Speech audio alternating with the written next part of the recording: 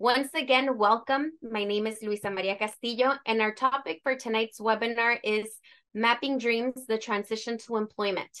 This is the third and last section of our Mapping Dreams series, and this event is part of our Connections California Transition to Adulthood, a project of Parents Helping Parents. This webinar was created by Pacers National Parent Center on Transition and Employment.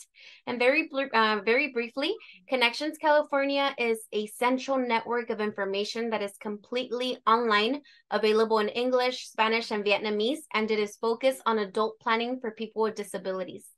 Here at PHP, we understand how overwhelming and complex the transition to adulthood can be for anyone with any type of disability, for both themselves, their families, and their allies. So we invite you to browse our site to learn more about the various topics related to adulthood.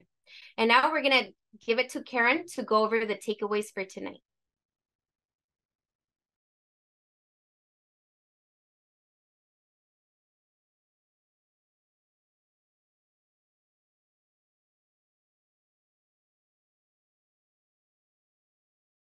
Sorry, Karen, I think you're muted.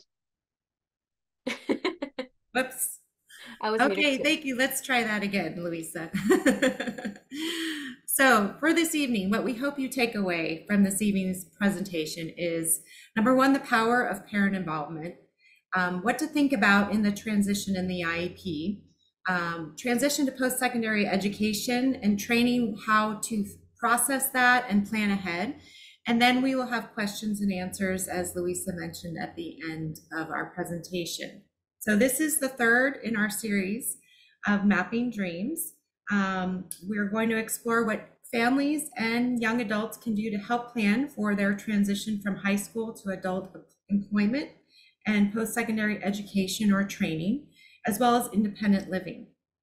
So one of the tools you can use in paving the way to a successful future is the school transition process. So on top of exploring what you can do in that process, we're going to provide suggestions for how you as the family, parents, can work in the home and in the community to get more support for your young adult in preparation for their transition to adulthood. So thinking about this transition, your child is going to be moving from childhood, becoming a young adult, becoming a member of the community, and it's an important journey and that one that requires a plan. So to start thinking about your young adult's transition to adult life as early as possible. Your young adult will need to make many significant decisions during this journey. And by using this presentation as a starting point, you can help your young adult make those decisions and make plans for life after high school. So what factors are linked to post-high school success?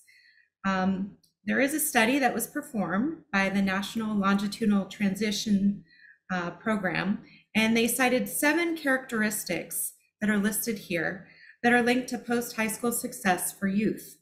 So when you look at this list, take into consideration how you as the parent can get involved with your young adult and provide support.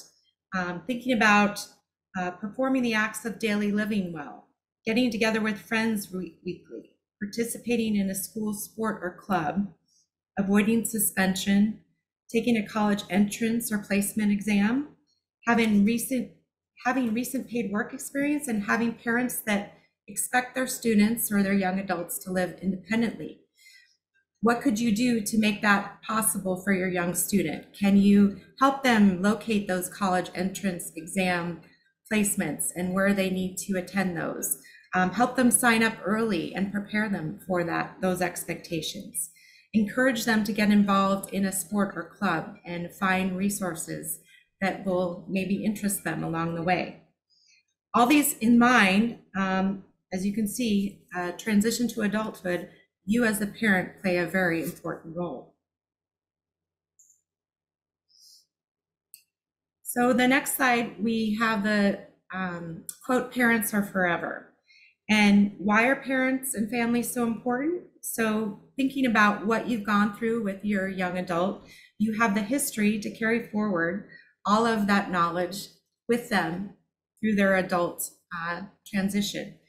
You've been parenting and attending all of the individualized education program meetings since the beginning, and you know what's worked for your young adult and what hasn't worked so well. You know about your child's whole life and not just a small portion of it. So you have the big picture. So parents are keepers as well of high expectations, and those help build upon young person's strengths, interests, and needs. And parents also support and guide their children to make informed choices and decisions.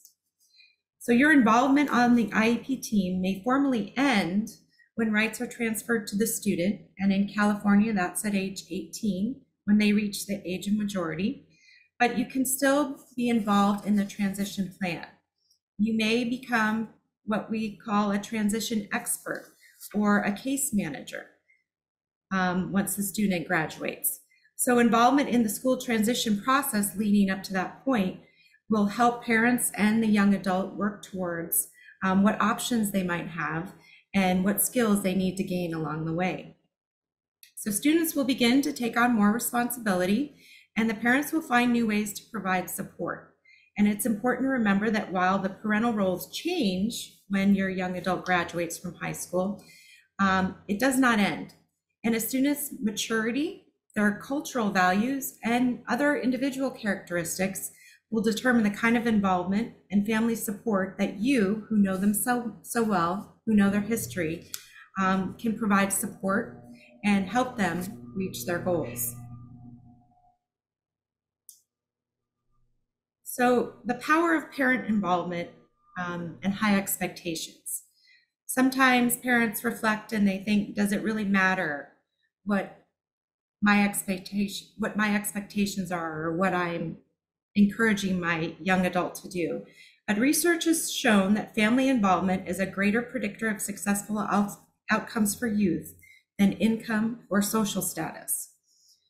And in addition, students with one or more parents who participated in their IEPs during the 11th and 12th grade were more likely to be engaged in post-school employment.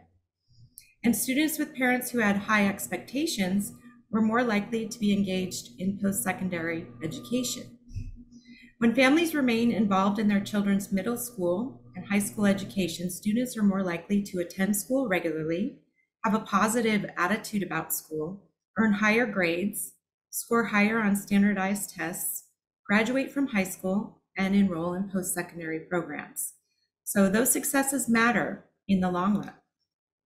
And experts on human development consider late adolescence a launching period, when parents help youth develop skills they will need as adults. Parental roles may change when a young person graduates from high school, but they don't end. So stay involved.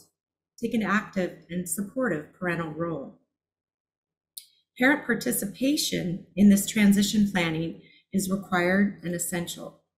Parents can provide a foundation for keeping the transition process grounded and focused on their child's individual strengths, needs, and preferences. And parents know their child's post-secondary education or training and career ambitions and possible support needs that they might require along the way. Parents may be able to identify family or community members who can provide additional support. Knowing your young adult, you know who they look towards as a mentor or as someone that they idolize and could perhaps encourage them along their journey. So the next slide, high expectations for access, opportunity, and participation for Luisa. On to you. Thank you, Corinne. So as we've learned earlier, parental expectations are a key factor in a young adult's post-school success. And the higher expectation is that people with disabilities will have equal opportunities for full participation in society. Here in the United States, having high expectations for individuals with disabilities is not just wishful thinking or a nice idea. It is embedded in the civil rights law. And the Rehabilitation Act findings state, disability is a natural part of the human experience and in no way diminishes the right of individuals to live independently, enjoy self-determination, make choices, contribute to society, pursue meaningful careers, and enjoy full inclusion and integration in the economic, political, social, cultural, and educational mainstream of American society. So as your students begin transitioning towards life after high school, legislation such as Section 504 or Americans with Disabilities Act, known as ADA, related to employment, post-secondary education, and community living take on a greater significance. So learning about these laws and teaching your young adult about these laws is very important. And we're going to be talking more about that as we move forward. So federal law supports early transition planning for children with disabilities beginning no later than age of 16. And the Individuals with Disabilities Education Act, which is probably what you're familiar with, the IDA, requires that all children with disabilities have available to them FAPE, which is a free, appropriate public education that provides special needs, special education and related services. And these services are designed to meet their unique needs and prepare them for employment, post-secondary education and training, and when appropriate, for independent living. This may include community participation, recreation, leisure, and home living. So what can you do? What can you do as parents? Know that you also transition. You may need to learn additional skills when your child enters the adult world after high school and may need training on topics such as disability laws, fostering self-determination and decision-making skills, or adult service systems. Also, learning how to ask the right questions to the right people is a key skill.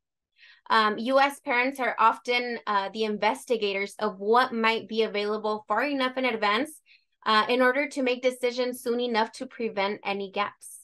And IEP team involvement may formally end when these rights are transferred to the student.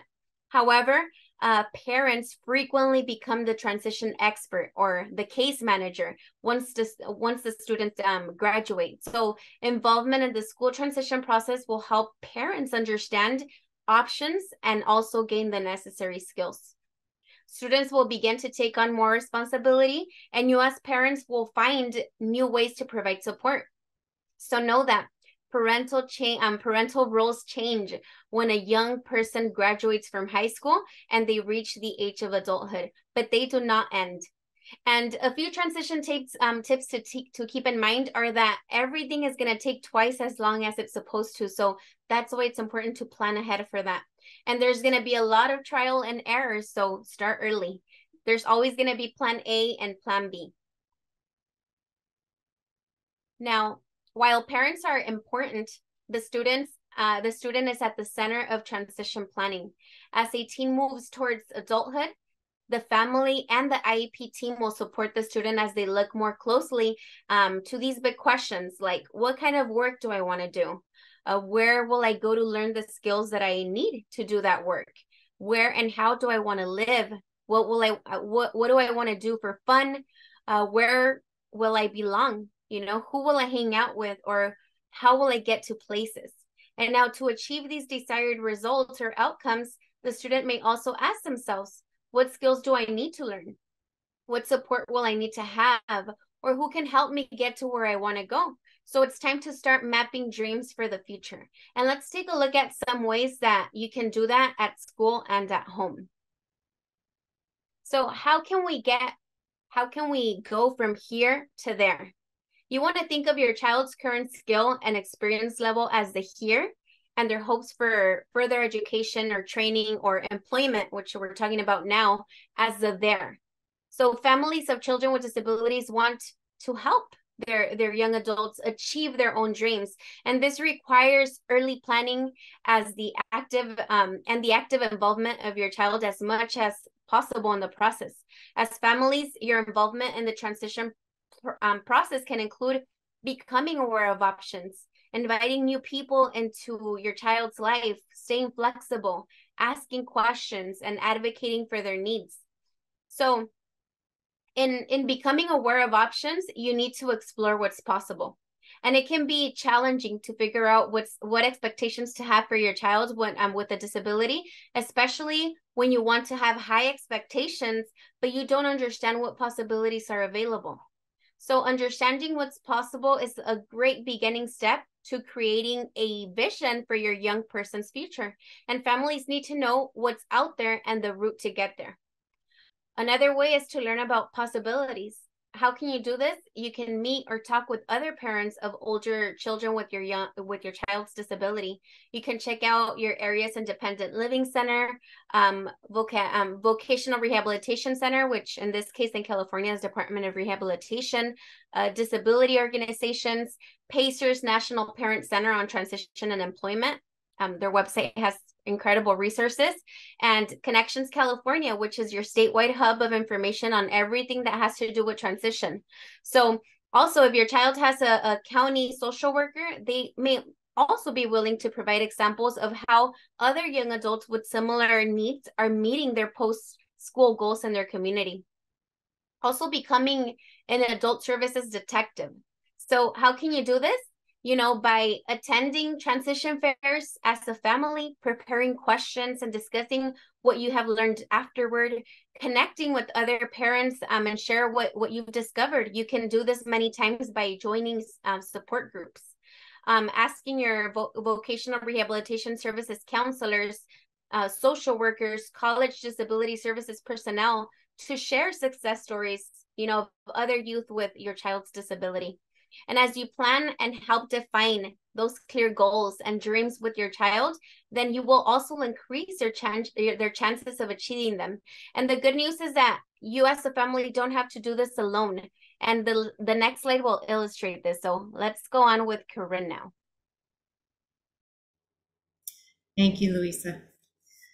So who does the planning in this transition process? And as you can see in this diagram, the student is at the center of the planning, but there are other parties involved that can participate and provide great support. So the student, although the student's attendance at the meeting is not required, the school does need to invite the student, and their dreams and goals will guide the decision about which the transition services that will be provided and required. So if your child does not attend the meeting, this team still needs their input. Outside from the student, looking at what families can do to support their youth's meaningful participation. So well before this IEP meeting where you discuss transition, perhaps have a discussion with your young adult about their hopes and their dreams, what they want to do in their future, where they see themselves. We will provide you with a checklist at the end of this presentation, and it will help you go through the process and identify what your child's strengths are, their needs, their preferences, their interests. When you prepare this checklist, you've already started thinking about the planning and the dreams that your young adult has, and hopefully will help them come to fruition by making it possible. So when you talk to your young adult about the IEP meeting, perhaps they might want to prepare a PowerPoint presentation or some sort of diagram for themselves and explain where they see themselves in their future and what they need to do to get there. So parents are also invited to the IEP transition meetings, and they should be informed ahead of time about the meeting and what the discussion will involve as far as transition. Now, parents are equal members of the IEP team until their young adult reaches the age of majority, as we mentioned, at age 18. And once the student turns 18, he or she assumes the rights that the parents have had and can invite the parents to attend the IEP meetings. The school is no longer required after age 18 of the student to invite the parents unless they have become the legal guardians of the adult child. Who else can attend this meeting? Luisa already mentioned several organizations that can provide support to your young adults. So this might be representatives of agencies that are providing support to your student or paying for the transition services. It could include people such as a county social worker, the vocational rehabilitation counselor, post-secondary school staff, or medical or related service providers. So parents A student can invite any of these individuals to attend the IEP transition meeting. They can also invite friends or mentors, as I already mentioned, or people in the community who know your young adult well. And finally, there's school staff, the school team itself. So when assessments or new evaluations are performed, those individuals who conducted the assessment or can interpret the results should be required to attend the meeting. And along with that, the transition staff of the school or guidance counselors or work coordinators or service learning coordinators can also attend this transition meeting. So now let's take a look at the transition planning process in the IEP.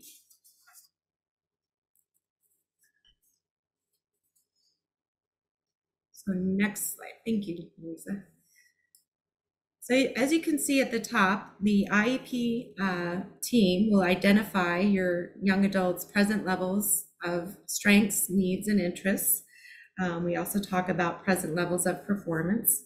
So we go then to the measurable post-secondary goals that are developed from those strengths, needs, and interests, and then transition services that will be provided along the way.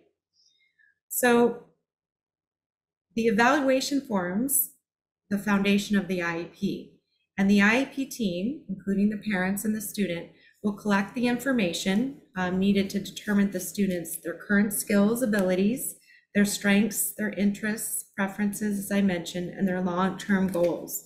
So basically, we're looking at the here at the top, and then we're going to the there, which is our mapping of dreams.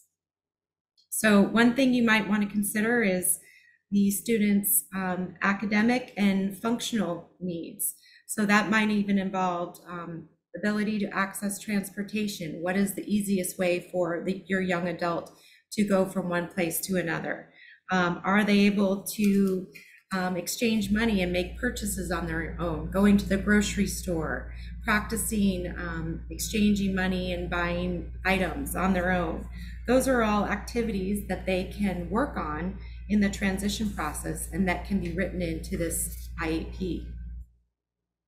And finally, any impact that the student's disability might have on them reaching their goals should also be considered and provided additional support. So when you use this information, the team will develop a program, which is the IEP, and that will help pave the path from where your child is now, as I mentioned, the here, to where your young adult would like to be in their future, the there. And the IEP team uses age-appropriate transition assessments, comprehensive evaluations. They also incorporate your parent concerns, which you can prepare ahead of time. Of course, the student input, which can be prepared, as we mentioned, however they feel comfortable presenting it.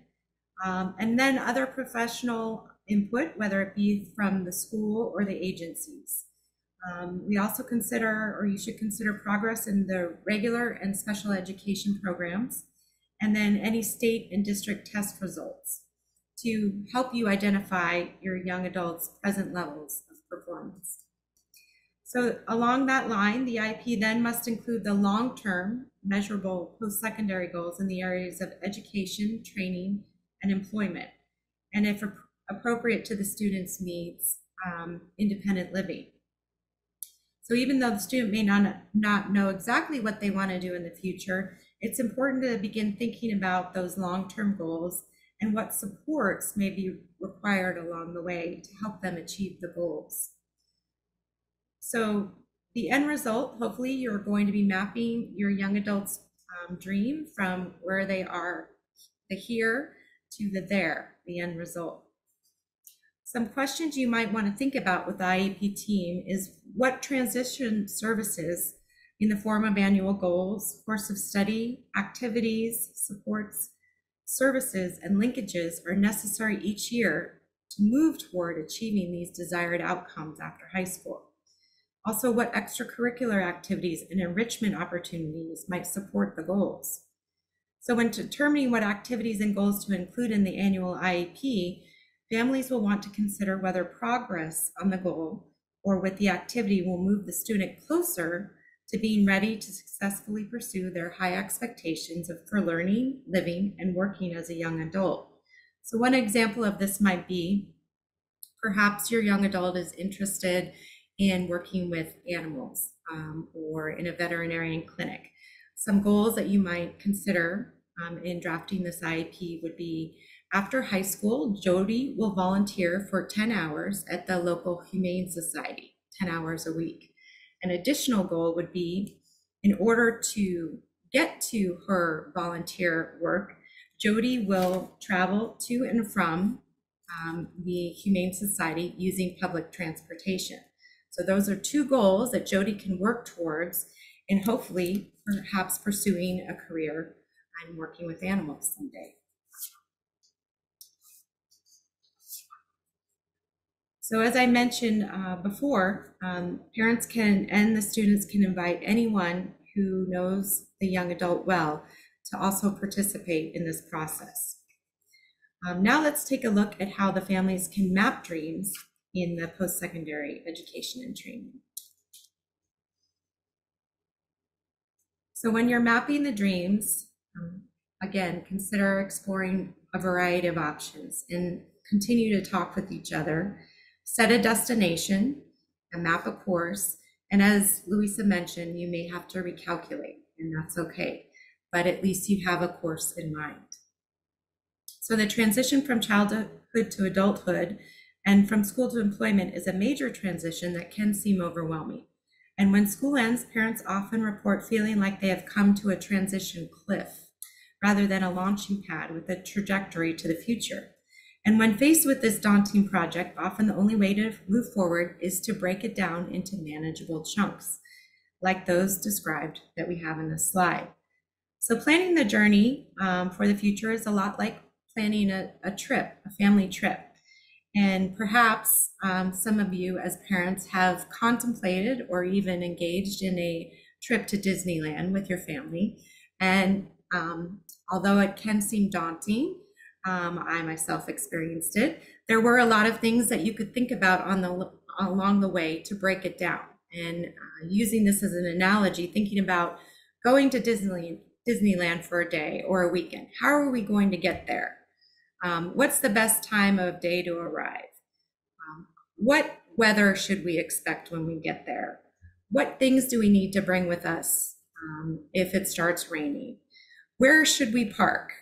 Is there a one parking area that's more conducive for what we need than another? How much is this going to cost us? What rides are a must-see and what things should we avoid? When are the crowds the worst? When is it going to be too much to handle? And are we there yet is something we always think about too when we hear from our children. So if you break down this planning for your young adult's future into steps and things to consider, perhaps it might be more manageable and easier to accomplish. So our next slide is exploring employment options.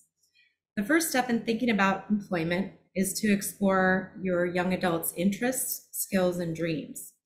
So along the way, encourage your child or young adult to explore a variety of elective classes, extracurricular activities, or community-based activities while in high school.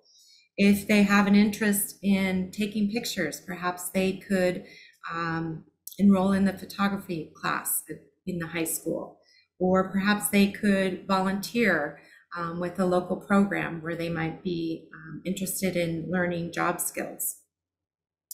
Now, the next step is to discover how those interests, dreams, and skills relate to employment possibilities. So some ways to engage in this conversation with your young adult is talk about what you do in your own job. Perhaps you can invite them to come to your office one day or view what you do during your workday. You can also visit local businesses and encourage your young adult to think about where they might want to work. If they want to perhaps be involved at the garden center and see what it's like to work with people in selecting their flowers for the season. They could perhaps go to the local Ace Hardware and talk to them about what it's like to work in that environment. So have your adults start thinking about what they want to do after high school and what they feel comfortable doing. That also comes into play with basics like, do I want to move around a lot, or do I want to sit behind a desk? Do I like to talk to people, or would I like a quiet space where I work? Do I like loud, busy areas? Do I like to be outside, or would I rather work in an indoor environment? Those are all things to consider in trying to narrow down what the best place is where they would like to work. You can use web-based resources as well to research the labor market trends and occupations in your area. And of course, as Louisa mentioned, use Department of Rehabilitation if your young adult is eligible. And you can also ask for a functional vocational evaluation through Department of Rehabilitation. This would help determine the types of jobs that fit your young adult's abilities the best. So all of this, you can also engage with the IEP team to help develop these career exploration goals and services that can be incorporated into the IEP. And of course, having job or work experience during high school is a great step towards employment success in the future. So encourage, as we mentioned, internship opportunities. You can ask the IEP team if they would provide work-based learning opportunities, or consider self-employment or doing something in the neighborhood to just start developing a routine and responsibilities.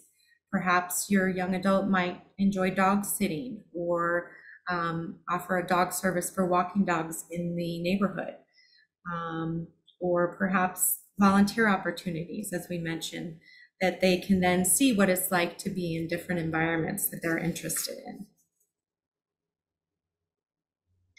On top of exploring your options for employment, it's also to remember to develop the soft skills.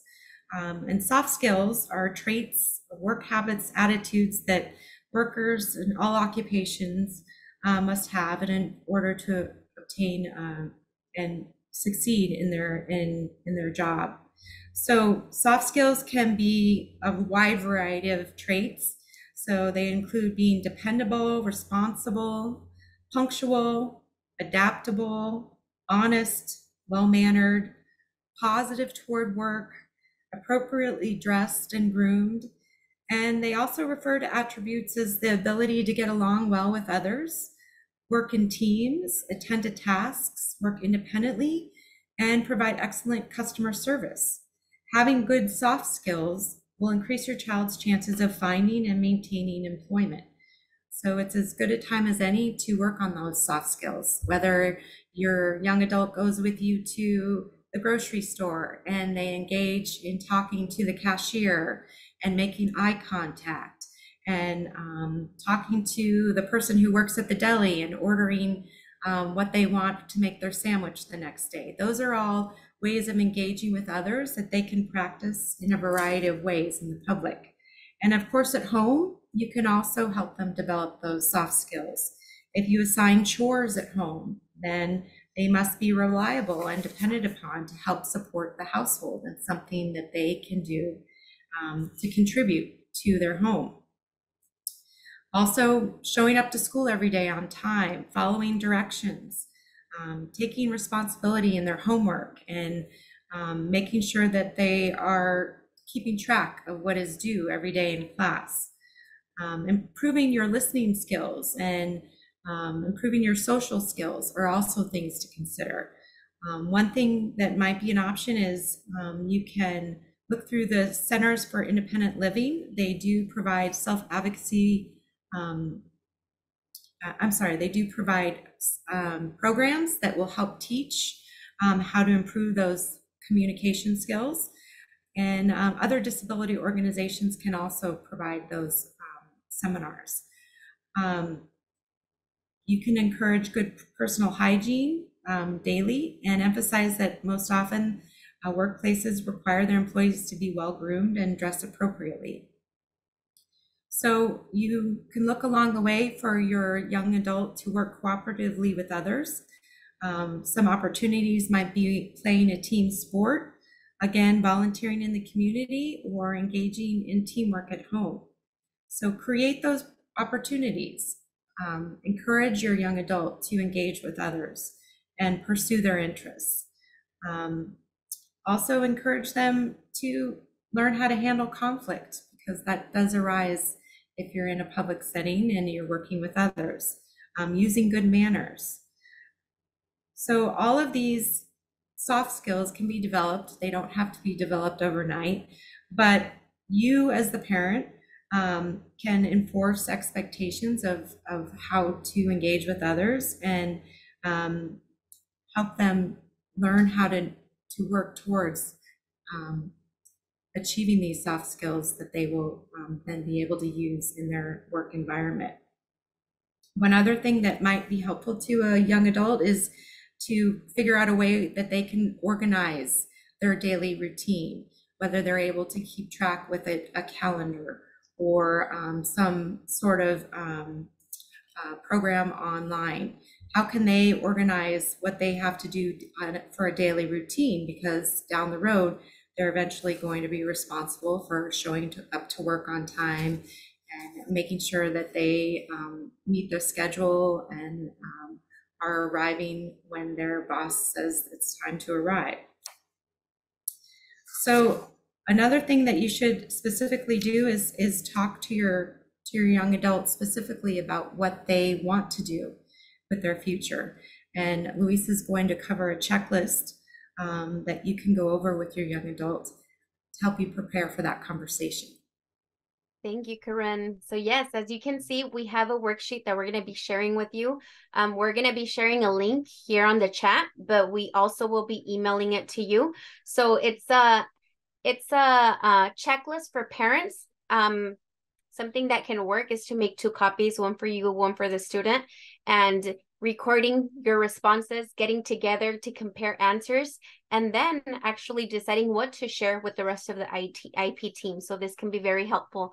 And although you're going to be taking a look at it, some of the questions that are in this document are, what am I good at? What is difficult for me? What do I like to do for fun? Or what kind of work would I like to do? What skills do I need to learn or improve? Or what accommodations do I use at school now that can help me on a job?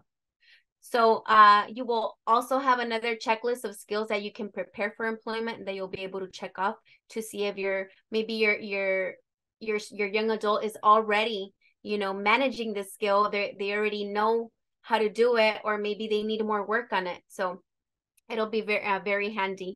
And putting this information together with the options, information you have been gathering, and selecting 1 or 2 possibilities to explore explore further may be helpful.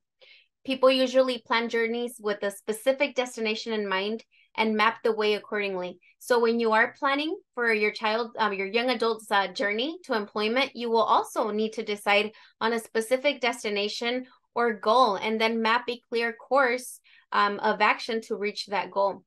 And a transition tip that can help is, don't let the lack of certainty keep you from moving forward or toward a possible destination, because you can always recalculate as needed once you're moving forward. So keep that in mind. Now, setting a destination for employment. You can use all of the information that your family, school, and IEP team has gathered and the insight that you've gained from conversations with your young adult to determine that destination or job goal. You can also research other career planning information and resources available in your child's high school. We've included 2 different resources in this slide: Career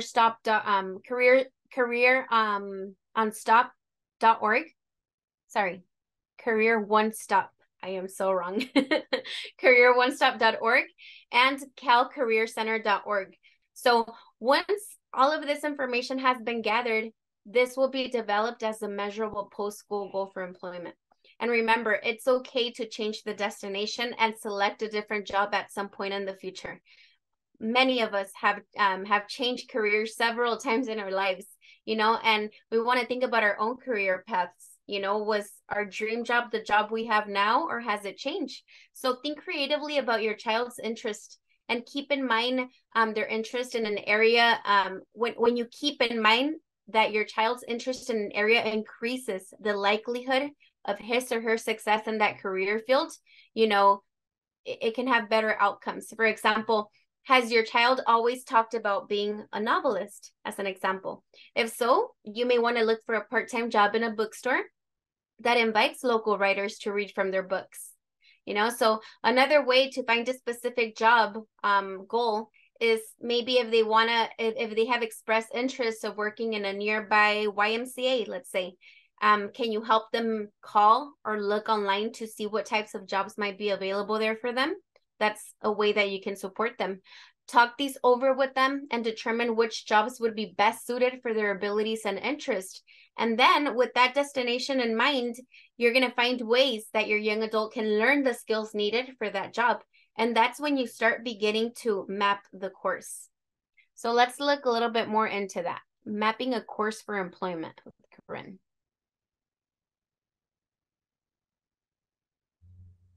Thank you. So mapping a course, as we mentioned, develop a plan and look for employment supports, training, job placement, and set those short-term goals, the IEP goals and activities, and family supports. So now that you've identified some future employment goals, you can develop a plan to achieve them. And this plan will need to address questions such as, how can we provide support for my students' needs, and what support services, such as workplace accommodations, transportation, or technology are needed? And how can my child obtain needed training? And will job placement services be provided? So as you map your course, you may want to set smaller goals along the way. Find out if your child can volunteer at a possible place of employment, and encourage your child to seek summer employment or part-time employment to develop work experience. Help select specific classes that will support your child in reaching long-term goals. And work with the IEP team to incorporate career interests into the IEP. You can work with the IEP team to build work readiness, reading, math, and computer skills as well. And then it's great to practice basic interview questions with your child. You can be the interviewer and your child can be the interviewee. And perhaps it's great for them to start thinking about what questions they might be presented and how they're going to respond to them.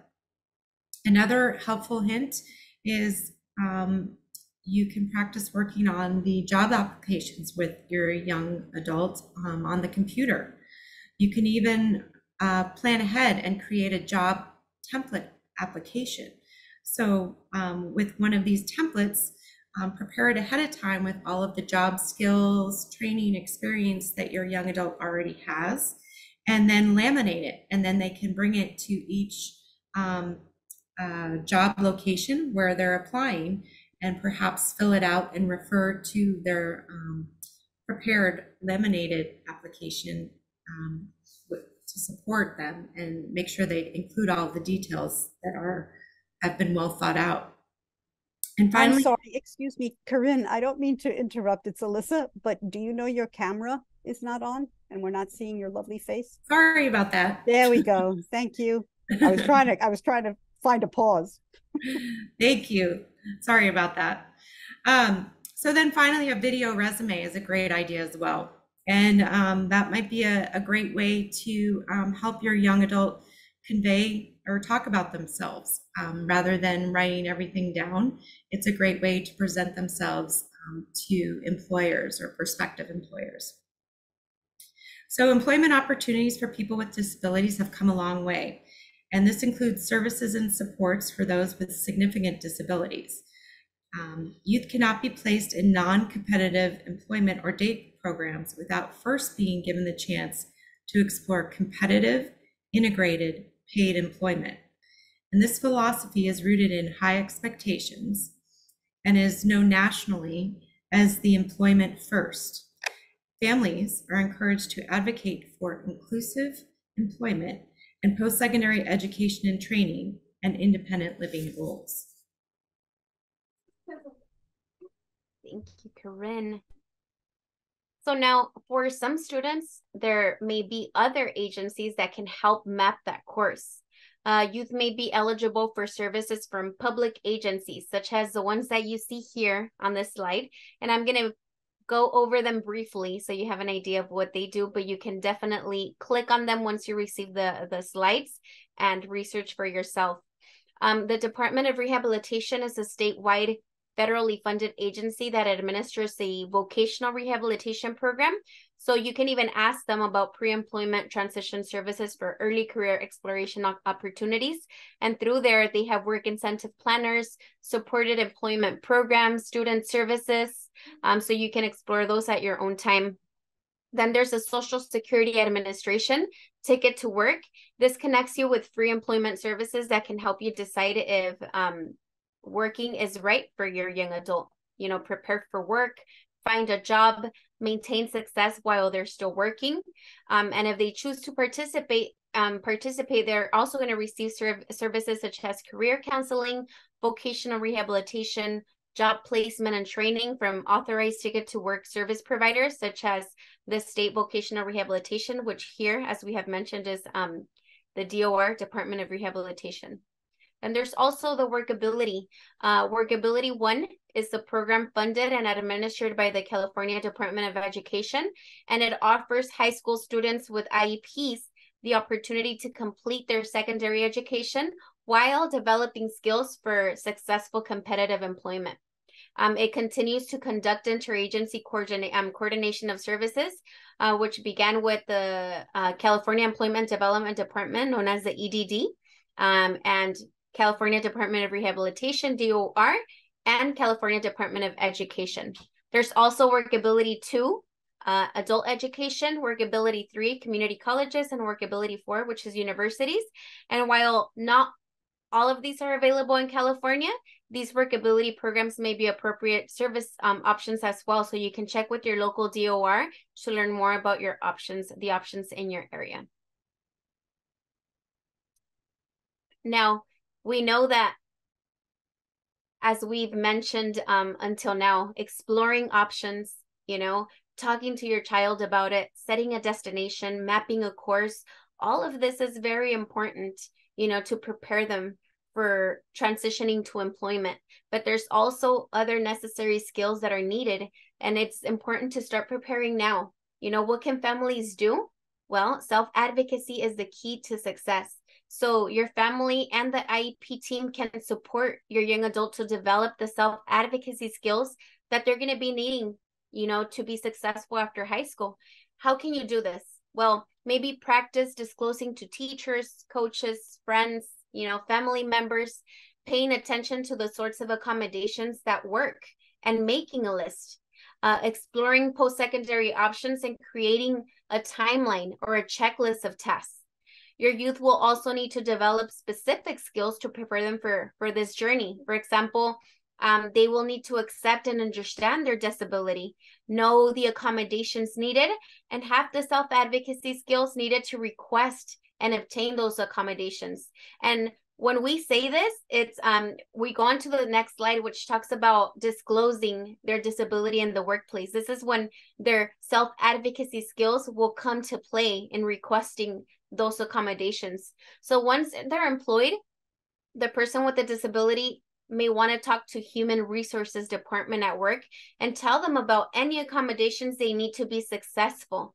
That's when that list that you have helped them create will come in handy, you know. So now the HR department will keep everything confidential. If they feel that they need to tell the supervisor about anything, you know, about the person's disability or accommodations, and they're going to ask the person first.